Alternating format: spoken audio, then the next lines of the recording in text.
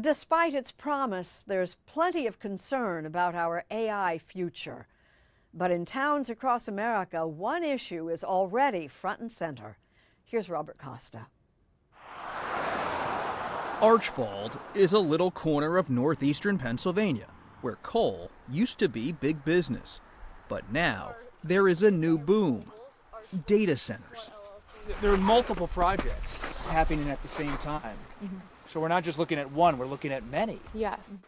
Kayleigh Cornell, a teacher, and Sarah Gabriel, an ICU nurse, run a neighborhood association in this community of 7,000, where a half dozen data centers have been proposed. What's it like living in Archbald? It is a really nice small town. It feels like home. I just really love it, and I can't imagine being anywhere else.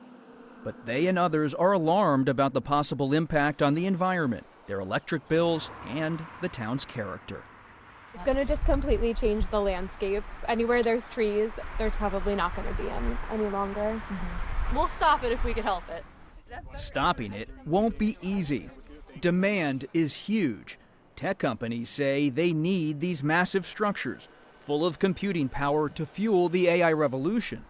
So developers are rushing to build them in places like Archbald, rich in land, water, and power. But there is an intensifying debate over the scope of jobs and revenue they bring.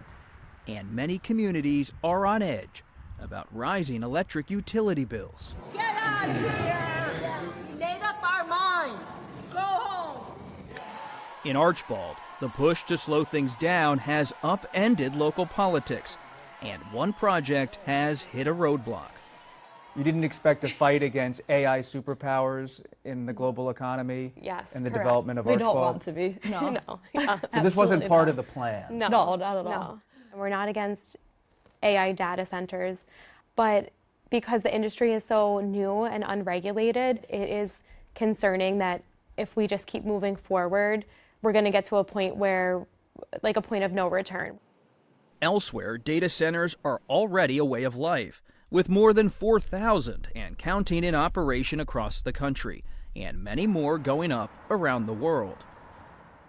Here in Loudoun County, Virginia, known as Data Center Alley, these anonymous sci-fi looking buildings seem to be everywhere. This building right here is north of 1 million square feet, but you could visualize it. You could park maybe not just one, but 2 aircraft carriers. Two aircraft carriers. Andy Power is the president and CEO of Digital Realty, which owns and operates hundreds of data centers globally. Just how big is this sector? This is hundreds and hundreds of billions of dollars as an asset class. Power knows that these sprawling sites can seem ominous, but he is confident they are the backbone of the emerging AI economy. The digital infrastructure that you're standing next to essentially could be the breakthroughs that are cure new diseases. They'll essentially improve quality of life. What would you say to someone who says, Andy, we respect what you're doing, but we just don't want it here? I would say I completely understand it. Let me tell you why this location makes the most sense for the data centers. And this infrastructure is going to help change the world you're living in today and for years to come. In Washington, there are fierce critics calling for a moratorium on data center construction until tougher AI regulations are enacted by Congress.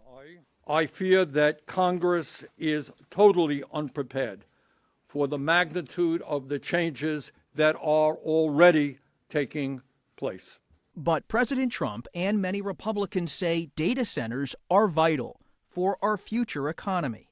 How important is it for America to win this race in AI? I mean, I think it's the most important question facing our country. Senator Dave McCormick, a Pennsylvania Republican, has worked to bring data center investments to his home state. I think the net benefit for Pennsylvania is enormous. He says data centers need to work with, not against, communities, but wants companies building in his state. There's got to be a covenant. There's got to be a promise that goes from the community to those that are developing in the community of what kind of job creation, how they're going to protect the environment, how they're going to protect water supply, how they're going to protect energy costs. When a community looks at the totality of the jobs, the tax revenue, the new roads, the libraries, the schools, the opportunity of jobs for their kids, I think these are pretty compelling. Back in Archbald, the data centers continue to move forward. And for Kayleigh Cornell and Sarah Gabriel, it's a reality they're grappling with every day. People live here because of the quality of life. Yes, obviously you need jobs, but this would be intrinsically changing the character of Archbald Borough. So you feel like you still have a fighting chance to stop this? Yeah, absolutely. Oh yeah. I mean, we have no other alternative. I mean, it's our home. We have to fight. Yes.